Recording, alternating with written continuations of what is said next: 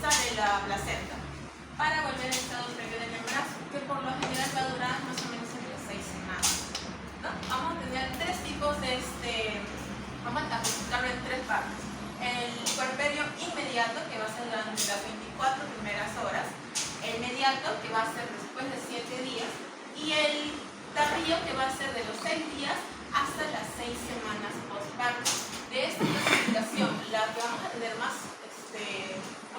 más importancia va a ser el puerperio inmediato, ya que en las 24 horas vamos a ver si el paciente tiene una atonía o un sangrado anormal o corre en riesgo la vida de la puerta, ¿no? Siguiente, por favor. Bueno, vamos a tener como primera instancia el puerperio inmediato, que va a ser desde que sale la placenta hasta las 24 horas. Esta va a ser una fase máxima de inestabilidad hemodinámica, porque ya puede haber un tipo de sangrado, ¿no? Vamos a tener como pautas principales de la fisiología la hemostasia uterina primaria. Cuando ya sale la placenta, el cuerpo o el mismo útero va a formar lo que es el globo de seguridad del Wiener. ¿Qué quiere decir? Que un útero se va a contraer como un medio de protección para una hemorragia. Y luego de ahí va a seguir los bloqueos inmediatos. Los bloqueos inmediatos vamos a tener en tres aspectos. Pero en la parte de puerperio inmediato vamos a tener los bloqueos púrpura, que van a ser un color de un rojo de sangre fresca, fragmento de decidua necrótica y resto de membrana, que va a ser lo normal, ¿no? Y la dinámica cardiorrespiratoria, que vamos a tener una bradicardia relativa más o menos de 60-70 latidos por minuto y un aumento del gasto cardíaco. ¿Por qué? Porque prácticamente el cuerpo ya se había adaptado mover toda la sangre también a la placenta para nutrir al bebé, y de un momento a otro, como el bebé ya sale y ya se retira la placenta, va a haber un aumento inmediato de gasto. Entonces eso va a ser normal durante el paso de las horas. El siguiente, por favor. Luego vamos a tener un puerperio inmediato, que va a ser pasadas las 24 horas hasta 7 días postparto. Vamos a tener que el útero, como ya expulsó el producto, va a reducir el volumen. Más o menos se va a disminuir el tamaño de 1 o 2 centímetros por día, teniendo una reducción total una reducción total o normal después de una semana. El orificio vertical interno también se va a contraer paulatinamente, pidiendo menos de 1 centímetro de diámetro hasta el tercer o cuarto día postparto. Ahora, vamos a tener modificaciones neuroendocrinas y metabólicas también. Al salir la placenta se va a activar la lactogénesis 2. ¿Qué va a hacer esto? Como hay una caída inmediata de la progesterona, va a activar lo que es la prolactina, generando la producción de leche entre las 48 y 72 horas. Y también en esta parte tenemos que activar lo que es la hormona del amor, que es la oxitocina, que va a ayudar también a producir leche y también a hacer las contracciones uterinas para reducir el útero a su tamaño. Y vamos a tener también un balance hidroelectrolítico, porque va a haber una diafurea, va a haber cambios al ver esta modificación, el cuerpo ya no va a retener líquidos, entonces va a eliminar todo lo que tenía previo. Uno, va generando la diaforesis profusa, más por lo general en las noches, y también la diuresis, una cantidad de diuresis más abundante que la normal. Ahora, en el caso de las episiotomías, ya no son obligatorias, pero se hace un manejo, un cuidado si es que se realiza, ¿no? Siguiente, por favor. Ahora, vamos a tener un protocolo de monitoreo por horas. En las primeras 2 horas se va a hacer una evaluación cada 15 minutos para ver si es que hay signos de alarma, ¿no?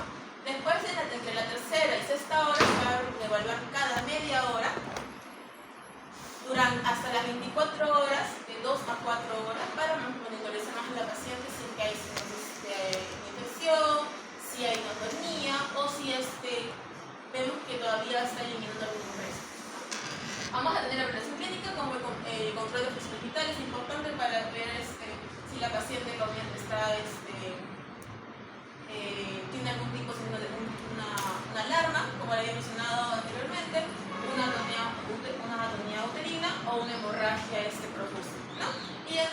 también vamos a tener el contacto piel con piel, que es muy importante para promover la lactancia materna y también para generar la producción de la oxitocina. Siguiente. Vamos a tener cambios hematológicos y de coagulación en el puerperio. Como sabemos, durante la gestación sí hay cambios de coagulación. Hay una hipercoagulabilidad y también hay una disminución.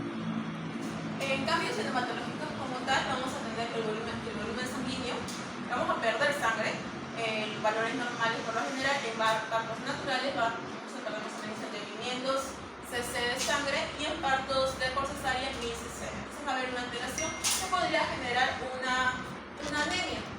Vamos a tener modificaciones en la hemoglobina y hematocrito que van a variar más o menos entre las primeras 24 y 72 horas. Entonces vamos a tener que evaluar muy bien porque podemos confundir este cambio o esta alteración pensando que es lo normal y esconder la anemia en las puérperas, ¿no? También vamos a tener una leucocitosis fisiológica. Al retiro de la placenta, los leucocitos van a aumentar más o menos entre los 20.000 a 30.000 milímetros cúbicos en las primeras 24 horas. Esto no significa que la paciente está teniendo una infección. Solamente si tenemos estos datos con signos de alarma como fiebre, como dolores de cabeza o con otros síntomas que nos llamen la atención, vamos a considerar una posible infección. Así no es el caso, solamente va a ser una leucocitosis fisiológica. Y como otro dato también va a haber una disminución de las plaquetas que fisiológicamente se van a aumentar con el paso de los días hasta entre la primera y segunda semana. En los cambios de coagulación hemos tenido los cambios inmediatos. En el caso de los factores de coagulación, tanto el factor 1, que es el fibrinógeno, como los factores 7, 8, 9, 10, 12 y factor de von Willebrand, que esos van a persistir. Estos van a persistir elevados, más o menos el factor de fibrinógeno durante la primera semana y los demás factores entre la primera y segunda semana, que van a comenzar a volver a sus valores normales. A pesar que ya tenemos el producto y la puérpera está con su bebé a su costado, vamos a tener una disminución de la fibrinólisis. Y como riesgos tromboembolíticos tenemos la triada de Virchow, que son los hipercoagulabilidad, que es lo que fisiológicamente tiene la paciente, estas venosas que durante las modificaciones sanguíneas puede presentar y la lesión endotelial. ¿Qué factores vamos a tener en esto? Si es que la paciente tiene un IMC mayor de 35 y si tiene otros factores de riesgo. ¿Cuánto va a regresar a sus valores normales? Entre las 6 o las 8 semanas postparto. Bueno, vamos a adentrarnos más lo que es en la evolución del útero. El útero por lo general mide 100 gramos. Hasta el término de la gestación puede pesar hasta máximo 1 kilo. Entonces, al término de la gestación y retiro de la placenta, vamos a ver la disminución de 1 a 2 centímetros por día. Por ejemplo, en el día 1, la placenta el útero va a llegar al nivel del ombligo. Más o menos en un tamaño de las 20 semanas, dependiendo de la teoría, y su peso inicial va a ser 1 kilo tomado de mes. Al final de la semana 1, va a pesar aproximadamente medio kilo y va a llegar más o menos a las 115 cubos. Y al final de la semana 2 ya va a estar a nivel intrapélvico con un peso aproximado de 300 a 350 gramos y ya para la semana 6, que es el término del puerperio, ya va a regresar a sus valores normales con un peso de 100 gramos. Ahora, si es que durante estas semanas vemos que el útero no regresa a su estado normal, podemos considerar 1. Una infección, 2. Que todavía han quedado restos o que haya un daño en el útero, ¿no? Siguiente. Ahora, después de la contracción y la formación del globo de Pinard, van a generar los entuertos. ¿Qué son los entuertos? Básicamente es la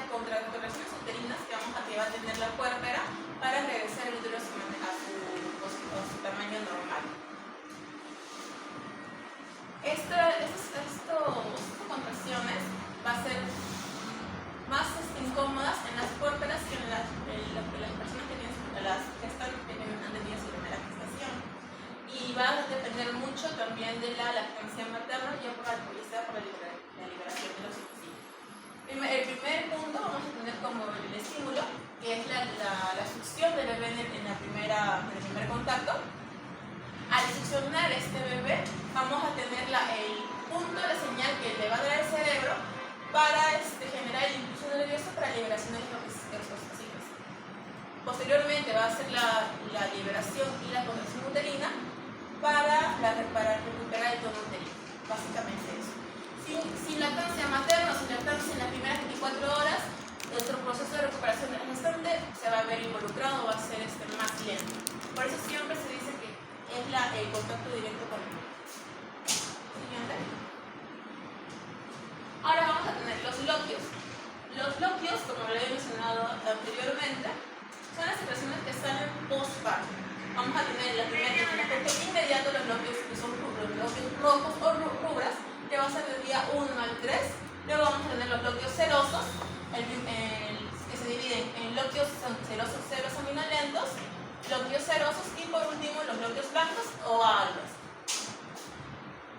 Va a haber sangrado postparto de manera normal, no hay ningún tipo de preocupación y va a haber un cambio en las toallas de este momento, un poco más rojo, seroseminolento, más seroso y ya totalmente claro. Ahora, ¿cuáles son los signos de alarma que vamos a tener? El olor, el mal olor, esto no va a tener ningún tipo de olor. Si hay un olor fétido, si hay sangrado excesivo, si la cantidad no disminuye ni si aumenta, la fiebre y un dolor abdominal, signos de alarma que podría ser sepsis o una infección. Y ahora después, al siguiente punto vamos a tener la congestión mamaria, que es prácticamente la producción de leche por la oxigenación. Vamos a tener una congestión mamaria precoz, que es lo normal que sucede en las puérperas, que mientras que haya la succión del bebé, la madre va a producir leche y se va a hacer la extracción o la lactancia durante el día, que va a generar un mayor apego con el bebé, que se recupere más rápido la puérpera. Pero ¿qué va a pasar si no hay este contacto o si los malestares cambian? Si es que la puérpera no da lactancia adecuada o si no extrae adecuadamente la leche a sus tiempos, vamos a tener malestares como calor local, una piel brillante, dolor, irritabilidad o sensibilidad de la gestante. ¿Por qué? Porque va a ser porque puede generar algún tipo de disfunción. Tengan en cuenta que hay algunas lactantes que producen la leche adecuada para su bebé o producen más de lo normal. Entonces es necesario extraerlo de la leche todos los días para evitar las congestiones mamarias que sean patológicas, ¿no? Siguiente. Como siguiente punto vamos a tener la reanudación de la ovulación.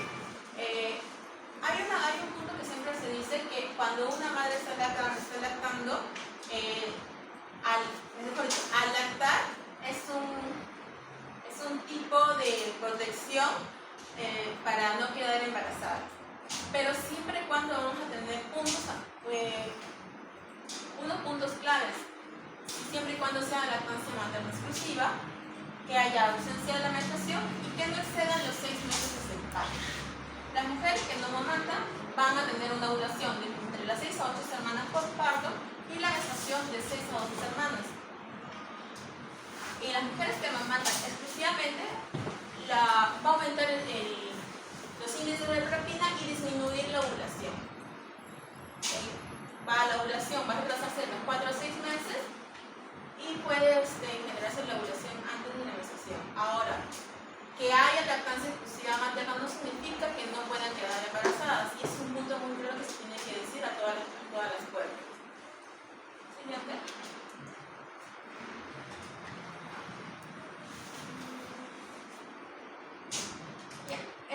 En el caso de la fisiología en el canal del parto intrauterino, vamos a tener las modificaciones en el cambio de cambio de limen, la cicatrización de cabos de tejido resultando en la formación de carúnculos multiformes. En el aspecto de la vagina, durante la tercera semana va a haber una disminución gradual del diámetro. En el aspecto del epitelio, entre la cuarta y sexta semana va a haber un estado hipoestrogénico inicial y va a generar la granulación de producción de estrógenos ováricos. En el tracto uterino, durante las 2 primeras semanas va a haber una hiperfiltración glomerular basal y durante las 2 a 8 semanas una dilatación de los uretes y la pelvis renal va a regresar a su estado normal.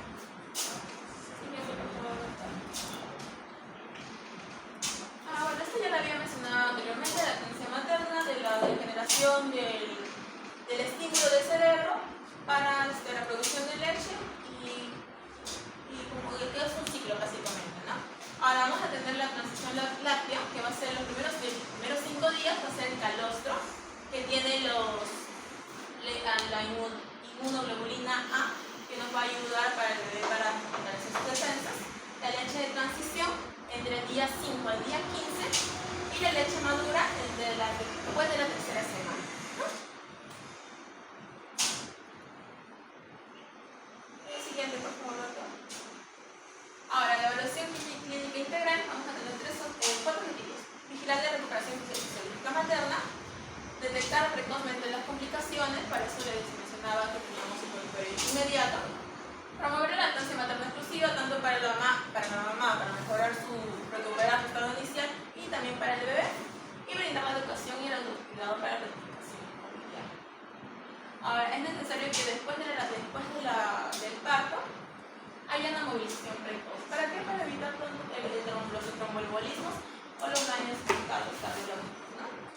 Vamos a tener un AP o una evaluación sistémica con los signos vitales, la evaluación del útero, que poco a poco vaya reduciendo el tamaño, que los bloqueos que vayan cruzando esos bloqueos de manera correcta y de más a menos,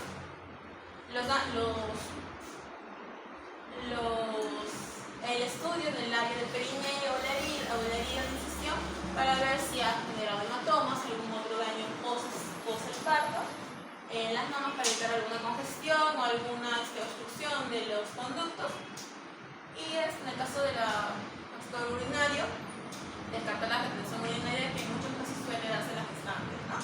Y bueno, el estado emocional, porque hay índices que hay la depresión postparto, para evitar que la madre o el recién nacido tenga algún tipo de daño. Siguiente. Ahora, en el aspecto de las inmunizaciones, como sabemos, las gestantes reciben vacunas: influenza, DPTA, DPT y hepatitis. Si durante el embarazo se ha colocado y no ha terminado durante la gestación, es necesario que durante el puerperio se apliquen las vacunas. ¿Para qué? Para que los anticuerpos que tenga la madre se los pase al bebé. Tengan en cuenta que la mamá pasa los anticuerpos que al bebé hasta los 6 meses. Es necesario que también durante la lactancia tenga todos los anticuerpos que la madre haya adquirido, ¿no? Por ejemplo, algunas vacunas como el SPR, la varicela, DPTA, influenza, hepatitis B, que son las que son por el estado, por norma técnica se necesitan, ¿no? Y el COVID-19, que todos los ciudadanos se han aplicado por pandemia. Todas las vacunas no están contraindicadas. Ninguna vacuna está contraindicada, salvo si que la paciente use inmunodeprimida o utilice claro, por otro factor, pero que no sea el puerperio. Que no sea puerperio. Claro. Esa es pregunta de examen, ¿ah? Ahora, la profilaxis tromboembolismo, vamos a tener criterios de alto y bajo riesgo. De bajo riesgo, si ha habido hemorragia, algún tipo de infección postparto, enfermedades autoinmunes, hipertensión, enfermedades cardíacas o son multípatas, ¿no? Criterios con alto riesgo: si ha tenido ya antecedentes con tromboembolismo previo, algún tipo de enfermedad hematológica heredada, el índice de masa corporal mayor a 35 y los factores de riesgo menores provenientes del tromboembolismo con los que se había mencionado anteriormente. ¿Cuál va a ser el manejo?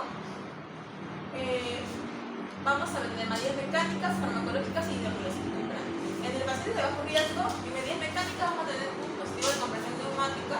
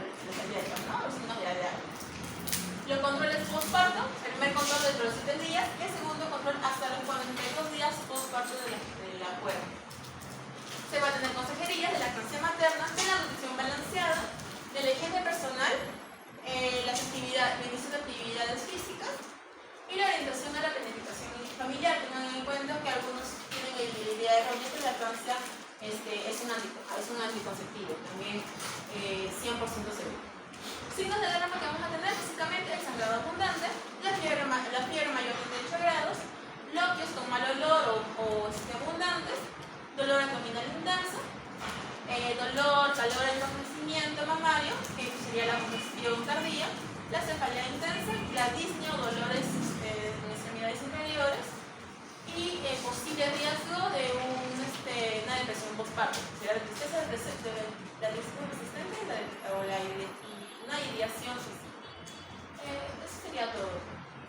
Muy bien, ha sido bastante didáctico referente a la sugerencia que le ha tocado. Vamos a avanzar rapidito.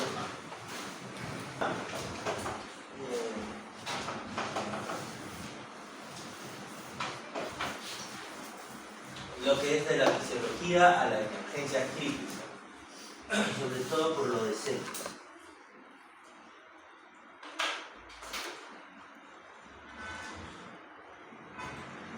Bien, su compañera lo ha expuesto muy bien. El puerperio se divide en inmediato, tardío y ahí están los momentos. Pero es importante el puerperio inmediato porque el 50% de las muertes maternas se producen en esta etapa, que es lo más frecuente, se producen en esta etapa, en el puerperio inmediato. Y sobre todo la emergencia se está relacionado a las hemorragias. Y dentro de esas en las 2 primeras horas, ¿okay?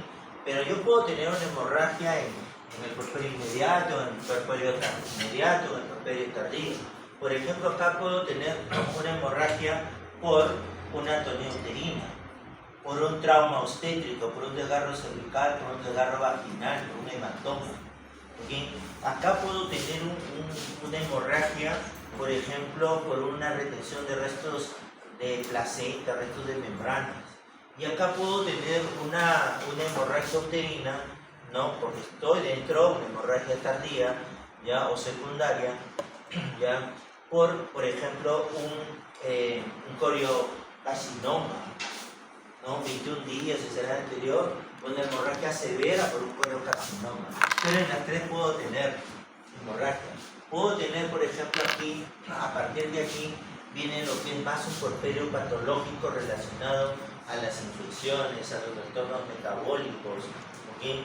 Usualmente aquí se dan los problemas endometriales, los problemas de hipertensión o preeclampsias tardías, y en esta zona se dan lo que se llaman los tromboembolismos, ¿no? Los tromboembolismos que ya lo han hablado por ahí, ¿no? Relacionados a una embolia pulmonar propia, ¿no? De una insuficiencia venosa, o puedo tener también tromboembolismo por líquido amniótico. ¿Okay? Entonces, ¿cuándo termina todo esto? Cuando el puerperio termina, cuando los cambios anatómicos y fisiológicos regresan a su estado pregestacional, como bien lo ha mencionado su compañero. ¿Okay? El útero, bien lo dijo, disminuye 1 centímetro por día, de 1000 pasa a 60 gramos, ¿no? En el promedio de las 6 semanas. ¿Okay? Esto ya han mencionado ahí, por lo tanto lo voy a correr. ¿Ya? En este panel de monitorización de base, ¿no? Tenemos los signos vitales que son bien importantes en la puérpera. ¿Okay? ¿Por qué? Porque tenemos que controlar la presión arterial, porque existen preeclampsias tardías, ¿okay? Preeclampsias postparto, y que son más peligrosas, ¿ah? Son más peligrosas. Por eso es que en este panel sí tenemos que monitorizar la presión arterial. Más bien, ¿qué también tenemos que monitorizar? El alojamiento conjunto, que es una iniciativa de la OMS con la finalidad de estrechar lazos con el recién nacido. Y en este lado del algoritmo de tromboprofilaxis es importante esto. ¿Por qué? Porque se nos han incrementado 2 factores de riesgo. 1, las insuficiencias venosas, y 2, las obesidades. ¿Okay?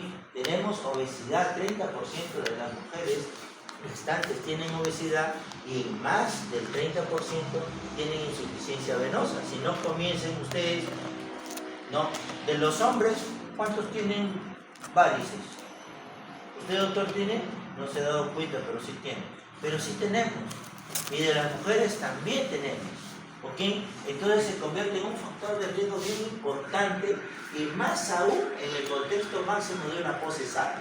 El 80% de las tromboembolias ocurren ahí, en ese contexto de pacientes poscesarianas. Por eso se les recomienda poner vendaje, por eso se les recomienda hacer tromboprofilaxia. ¿Ok? Bien, de bajo riesgo, ¿no? Tenemos, por ejemplo, cuando la acción es una compresión neumática por intraoperatoria, ambulatoria temprana o poscesárea en las 8 horas. Y los criterios de alto riesgo, por ejemplo, la trombofilia, un índice de masa corporal por encima de 35, ¿no es cierto? O infecciones, hipertensión, gestación múltiple, etcétera, etcétera.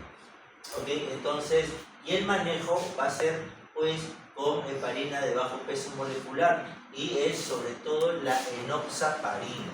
La enoxaparina la podemos usar de 40 a 60. Cuando son obesas le ponemos 60 y cuando son delgadas con insuficiencia venosa y factor de riesgo les ponemos 40. ¿Ya? Entonces aquí tenemos un radar puerperio patológico que es una alerta más o menos de una morbilidad del 0.3 al 0.4, ¿no? Que tienen estas pacientes. En este lado tenemos las hemorragias, los problemas urinarios, los problemas infecciosos y los problemas tromboembólicos. ¿Okay? ¿Cuál es el primer problema en la hemorragia? La atonía, 80%.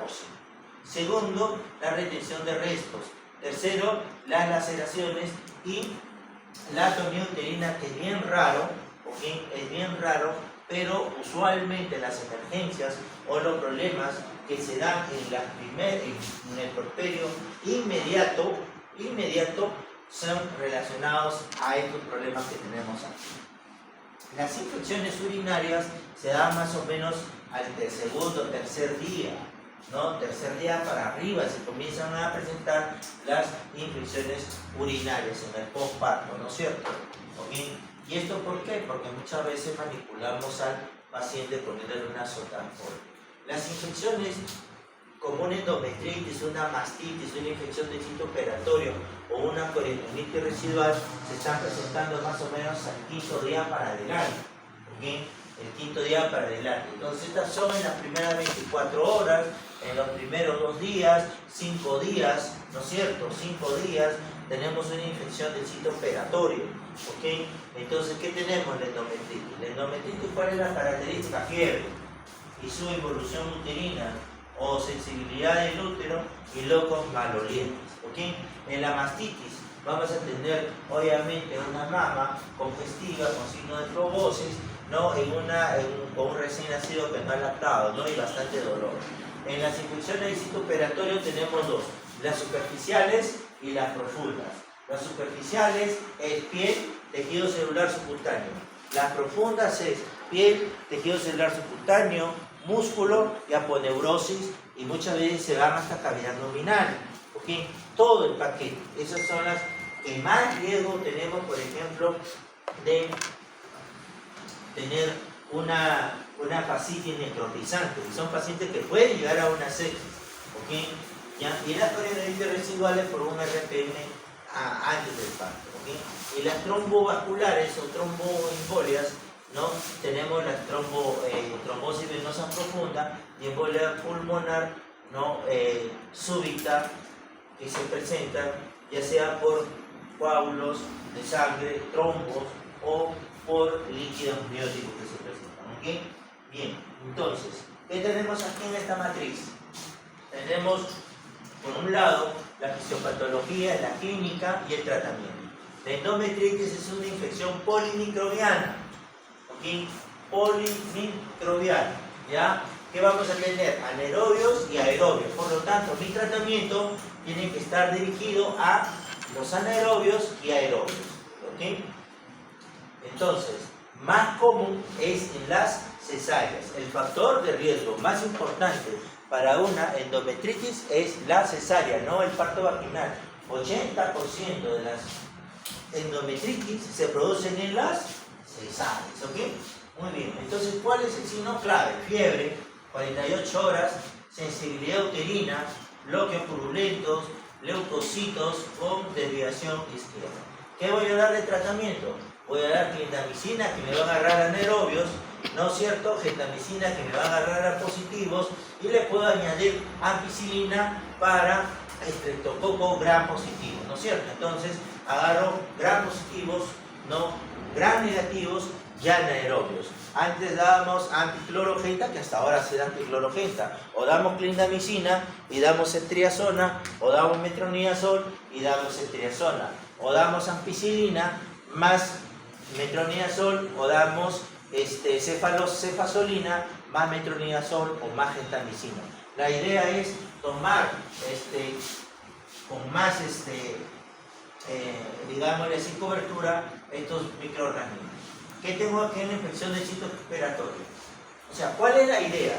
Que cuando yo tengo un foco infeccioso, yo tengo una paciente con infección, ya sea solo infección, sea sepsis o sea shock séptico, la tengo que desfocalizar. ¿Okay? En la primera hora yo tengo para diagnosticar y hacer la reanimación hídrica. La segunda hora es para hacer mi diagnóstico y darme antibiótico. ¿Ok? Doy mi antibiótico. Y de la tercera a la sexta hora yo tengo que desfocalizar. ¿Ok? Si es en este caso una infección del sitio operatorio, ¿qué tengo que hacer? Ya sea, por ejemplo, de la cesárea o la episiotomía, tengo que hacer una cura quirúrgica. ¿Qué le estoy diciendo? Desfocalizándola. ¿Ok? Entonces, ¿cuáles son los signos claves? ¿No? Eritema, induración, dolor, drenaje purulento con mal olor. ¿Okay? El enfoque terapéutico está aquí en menos, porque lo vamos a elegir de acuerdo a la gravedad. ¿Okay? Puedo utilizar aquí ceftriaxona más metronidazol, como puedo utilizar ceftriaxona más ciprofloxacino, como puedo usar meropenem más vancomicina. ¿Se dan cuenta? ¿Por qué? Porque tengo que ver cómo es el estado general de mi paciente. ¿Okay? Y me voy a la mastitis. Es una inflamación del tejido mamario versus ingurgitación simple. ¿Qué voy a encontrar? Eritema cuadrantal, o sea, de acuerdo a qué lado, unilateral, duración focal, dolor, ¿no? Y hay que diferenciarlo de una ingurgitación que vas a ver muchas veces bilateral entre las 24 y 72 horas, más no fiebre, solo dolor, con cineprobosis, es una paciente que está produciendo más leche en relación a la demanda que tiene sobre el bebito, ¿no es cierto? Sobre el recién nacido. ¿Ya? Muy bien, entonces, en lo que es sepsis, a nivel global, 75.000 muertes se producen por sepsis. ¿Okay? De estos, el 60% es en el porpeo. Y ya vemos las causales: infección urinaria, infección del sitio operatorio, ¿okay? Que son los más frecuentes. ¿Ya? ¿Qué más tenemos? En el embarazo. ¿Okay? En el embarazo se producen por dos cosas: infección urinaria, es la primera causa, y la segunda causa es la corioamnionitis. ¿Okay? La corioamnionitis y la infección urinaria son los causales en el embarazo de una sepsis. Entonces, ¿qué quiere decir? Que la sepsis es una disfunción orgánica potencialmente mortal causada por una respuesta desregulada al huésped, del huésped a la infección. ¿Qué quiere decir? Que ingresó una bacteria y nuestro organismo reaccionó de una manera inflamatoria muy fuerte en relación a los mecanismos protectores que usualmente tiene nuestro organismo. ¿Okay? ¿Qué voy a tener aquí? Voy a tener asquimia, voy a tener fiebre, voy a tener probablemente hipotensión, de repente voy a tener lactato elevado. ¿Okay? ¿Ya? Pero ¿qué me va a diferenciar de eso? Cuando yo le hago la reanimación hídrica.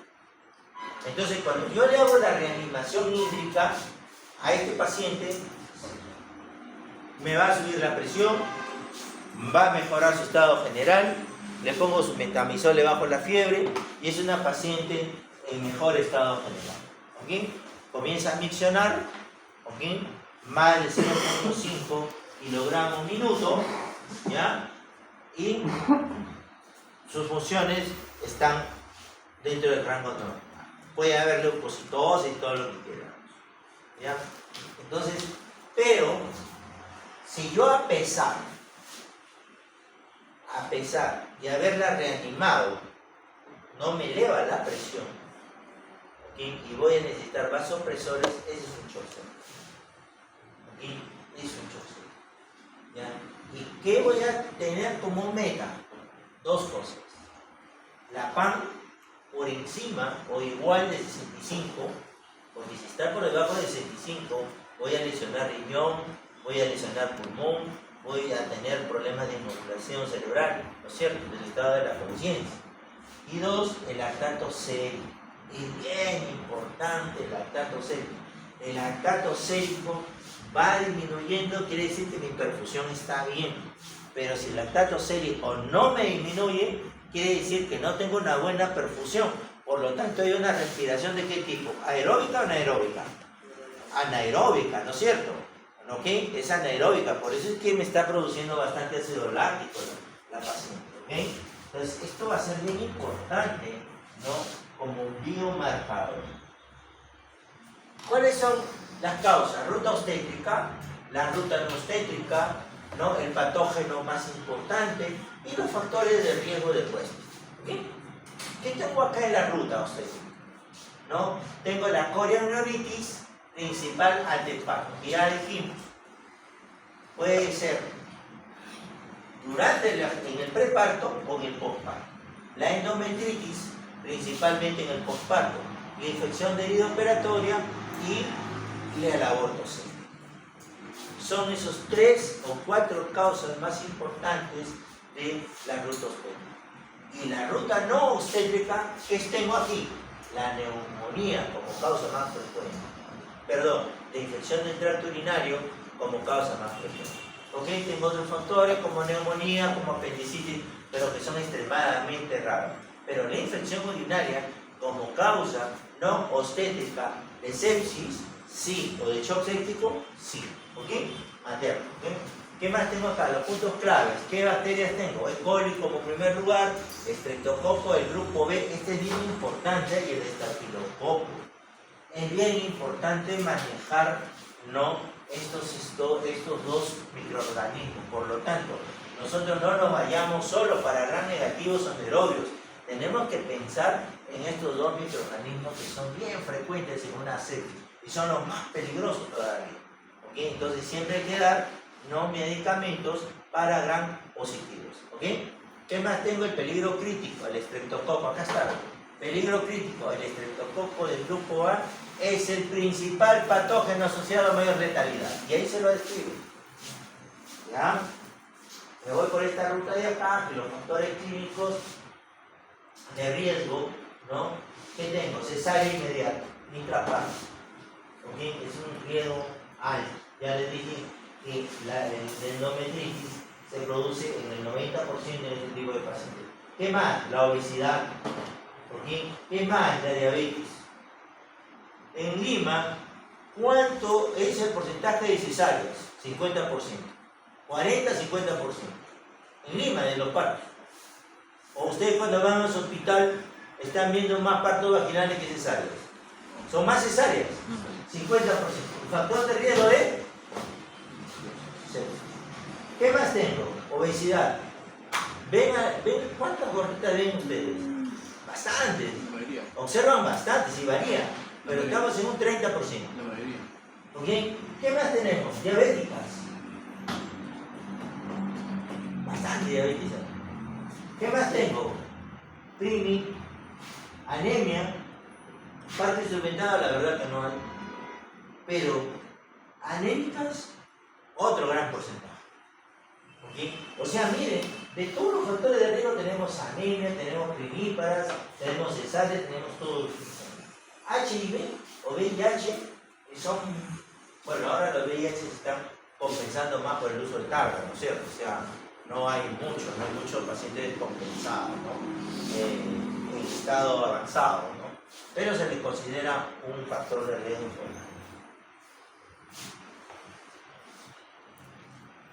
En este score de evaluación, o este sistema de evaluación, tenemos el problema, ¿ya?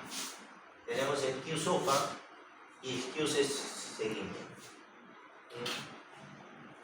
En el problema, ¿qué tengo? En el brazo altera la línea de la base fisiológica, sí, la altera. Por lo tanto, tengo que tener mucho cuidado en la evaluación de la presión arterial. ¿Por qué? Porque me dice que la presión diastólica baja entre un 5 a un 10%. ¿Okay? Milímetros de mercurio, una frecuencia cardíaca se eleva un 17% y los leucocitos normales pueden subir hasta 16%. ¿Todos los leucocitos se elevan? No. Porcentaje. ¿Ya? Esto genera falsos datos positivos. Para hacer un triaje con este Q-SOFA, en el uso de emergencia, voy a evaluar dos criterios o tres criterios. Uno, la frecuencia cardíaca, la frecuencia respiratoria, que es una frecuencia cardíaca por encima de 22, una taquilla. ¿Sí? ¿Qué más voy a evaluar? La escala de Glasgow. O sea, la escala de Glasgow que evaluamos el sistema neurológico, acá lo usamos para evaluar la conciencia, ¿no? De lo que justamente estábamos hablando, de la respiración anaeróbica hace un ratito, ¿no es cierto? Entonces tiene que estar igual o mayor de 3. ¿Ya? Y una presión arterial sistólica de 100.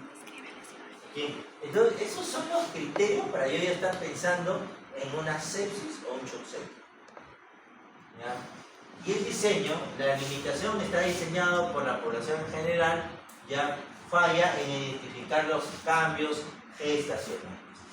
Pero ya con todo el seguimiento, en el UCI, ya voy a evaluar los 6 sistemas: respiratorio, plaquetas, bilirrubina, cardiovascular, sistema nervioso, sistema renal. ¿Okay? Entonces, esto nos lleva a nosotros a hacer un diagnóstico mucho más fidedigno. Y sobre todo, en ese score que actualmente se usa, es este score de puntuación, ¿no? De sepsis hemotétrica, que es el SOS. ¿Okay? Pero también tenemos el otro sistema de puntuación, que es el modificado, el Q modificado. ¿Okay? ¿Entienden? Entonces, este sistema no dice que el punto de corte es mayor o igual a 6 puntos, ¿no? Significado la probabilidad altísima de ingreso a UCI en un 80 a un 89%, ¿no? De sensibilidad de ingreso a UCI cuando tengamos este puntaje en este tipo de pacientes, ¿no es cierto? Entonces se va tomando en cuenta por este lado, que va a ser mi centro de, digamos, de datos, para irme para el lado de un lado o del otro lado para sacar mi puntaje relacionado a qué sistema se me ha alterado para poder hacer un diagnóstico más certero de sepsis. ¿Okay? ¿Y cuál es la cascada? En el caso de la cascada, es un tema que no se usa mucho, ¿ya? Pero que por la parte clínica, y en la parte clínica para nosotros sí es importante, porque ya más o menos de una y otra manera nosotros observamos cómo va evolucionando este paciente. Por ejemplo, dicen que shock temprano, shock tardío y shock secundario. ¿Okay? Antiguamente se le llamaba caliente hiperdinámico, frío e irreversible. ¿Okay? ¿Entienden? Entonces, en el shock temprano tenemos una mecánica de la caída de la resistencia vascular periférica con aumento del gasto cardíaco compensatorio. ¿Qué voy a tener? Una vasodilatación periférica. ¿Y qué voy a tener? Una paciente caliente. Torta con fiebre en paciente, ¿no? ¿Qué voy a tener? Taquidia. ¿Cierto? ¿Qué voy a tener? Fiebre. ¿Ya? Y alerta, pero ansiosa. ¿Ok? Alerta, pero ansiosa. En esta parte de shock intermedio, ¿ya? ¿Qué tengo en la mecánica? Disminución drástica del gasto cardíaco y fracaso cardiovascular. ¿Cómo se me va a presentar este concepto de arriba en relación a lo de abajo? Es una paciente fría. Ustedes lo tocan, está frío, pero conversa. ¿Ok? Es más, ustedes le ven la piel y tiene como moteaditos, medios negritos. ¿Se han dado cuenta? Está en esta fase. ¿Ok? Y eso se le llama piel fría, pegajosa y moteada. ¿Ok? Puede haber oliguria severa, hay cianosis, hay distrés respiratorio. Cuando ya tenemos el moteado, ya vayan buscando, indicándole al paciente que vaya comprando la caja. Entonces se va a morir. Y más aún si el moteado es alto, por encima de las rodillas. No se queden tranquilos. Ustedes observan bien este moteado y van a decir que este paciente se va a morir. Y en base a la clínica así se va a morir el paciente. El familiar le mira y el otro colega lo mira y dice, este es el brujo y se murió el paciente, de verdad se murió, ¿no? ¿Y cómo lo sacaste? Es por clínica nomás. Ustedes saben eso, deben de ir observando bien a su paciente cuando estén luz. Y en la parte irreversible es cuando ya hay una paciente con nubidad totalmente, anúrica, hipoglicémica, con SIP y falla miocárdica total porque definitivamente ese corazón ya no da más. ¿Okay? Un paciente que se va a morir. Hasta aquí, hasta aquí comienzan a preocuparse. Sobre todo cuando comienzan a observar esto. Paciente pálido incluso. Están aquí, comienzan a pensar bien, ¿no? Ya comienzan a escribir todo. Y agoten todos los exámenes que tienen para poderla sacar. Si tienen que desfocalizar aquí, desfocalícenlo. Y aquí es donde muchas veces yo trabajo. Quizás soy el médico un poquito más agresivo de los. Somos como 4 o 5. ¿No? Ya no le dejamos respirar de una vez. Ayer, por ejemplo, sacamos un útero de una paciente con ectópico cervical. Mientras los demás estaban en la conducta expectante, no, este paciente va a morir. El paciente terminó con, creo, 5 unidades de sangre por encima. ¿Ok? En un momento, sí, rápido. Entonces, hay que tener una actitud. Y aquí sí tienen que tener actitud. Si tienen un útero que lo tienen ahí y saben que ese es el foco, sáquenlo. No se queden. Lo opero, no, pero se va a morir en UCI. ¿Qué prefieren? ¿Que se muera en sala o que se muera usted observando? Entonces tienen que actuar. Ya tienen que actuar aquí, en esta parte. No lo dejen. Muchas veces el paciente llega aquí y de aquí lo revuelven.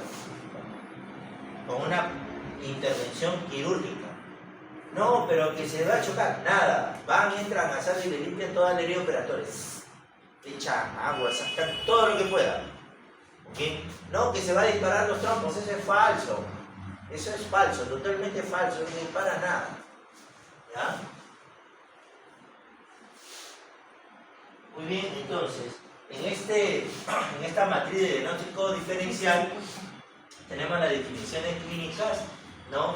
Clave en sepsis obstétrica. Entonces, por ejemplo, sepsis versus embolia pulmonar.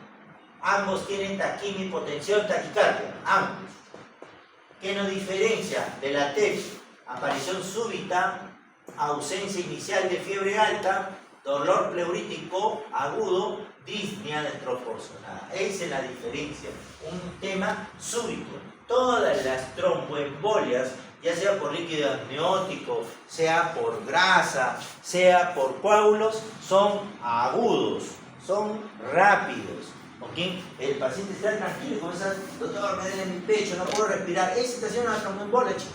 De frente, tubo. Se le va a morir. ¿Okay? ¿Entienden? ¿Qué más? Sepsis, hígado graso agudo del embarazo. ¿No es cierto? Ambos tienen falla orgánica y alteración de la coagulación. ¿Okay? ¿Qué me va a diferenciar? Esto que está aquí, la hipoglicemia.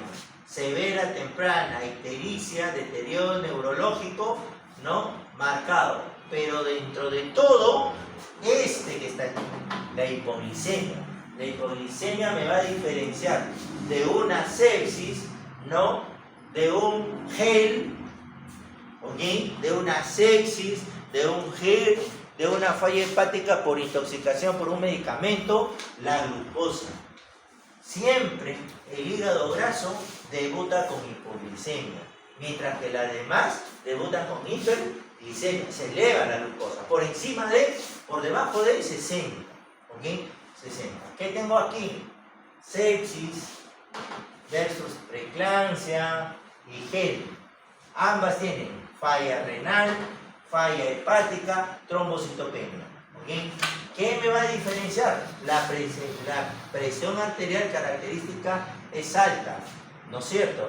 Frente al shock de la vasodilatación de la sepsis. Si ustedes tienen falla renal, falla hepática, trombocitopenia con presión alta, no vayan a pensar pues que es una sepsis. ¿Okay?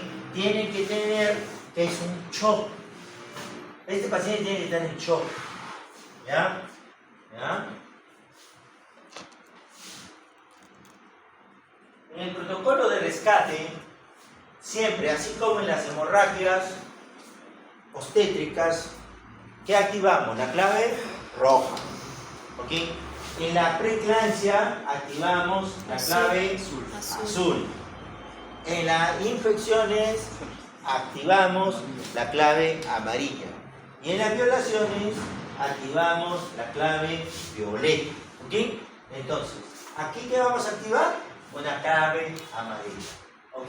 Y tenemos la hora de oro, que es lo que les estaba diciendo. En las primeras horas, o sea, de estos primeros 20 minutos a la hora y a las máximo las 6 horas, ¿qué tengo que hacer aquí? Medir la presión, la diuresis, ese es mi objetivo, iniciar con cristaloides. ¿Ok? Y tengo que pasar en los primeros 20 minutos y después en 30 mililitros kilogramo, ¿ya? Por hora. ¿Ok?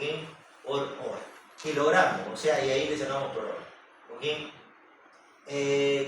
Si no hay respuesta temprano, entonces estoy frente a un shock séptico. ¿Ok? Ya no es sepsis, es shock séptico. ¿Ok? ¿Entienden? Entonces, ¿qué tengo que usar? Vasopresores. En la segunda hora, en la hora, ¿qué tengo que hacer? Antibiótico-terapia empírica.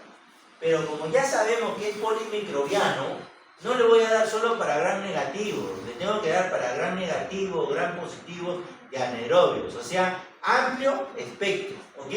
Amplio espectro. Entonces, ¿qué más voy a hacer? Tomar todo, cultivarla por todas las secreciones que hay. Cultivo de sangre, cultivo de orina, hemograma, cultivo de secreción de la herida operatoria, cultivo de secreción del endometrial, bloqueos malolientes, etcétera, etcétera. ¿Ya? ¿Entienden? ¿Por qué? Porque el inicio de antibiótico precoz en esa hora me va a dar el pronóstico. Me va a dar el pronóstico de mi paciente.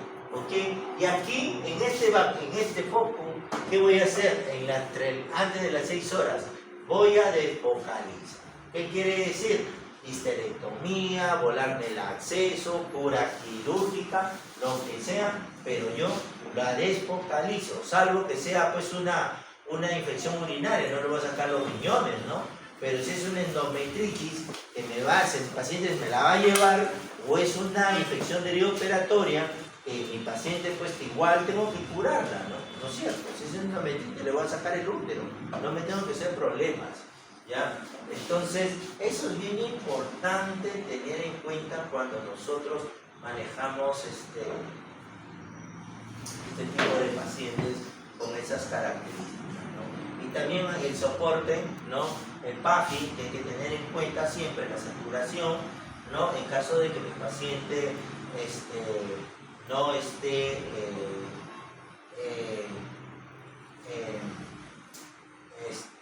ventilando adecuadamente, y la hidrocortisona para bajar el problema de la inflamación desregularizada que ha reaccionado en nuestro organismo frente a la infección. ¿Bien? Muy bien, eso es lo que hemos acabado hoy día. ¿Ya? Muchas gracias, chicos.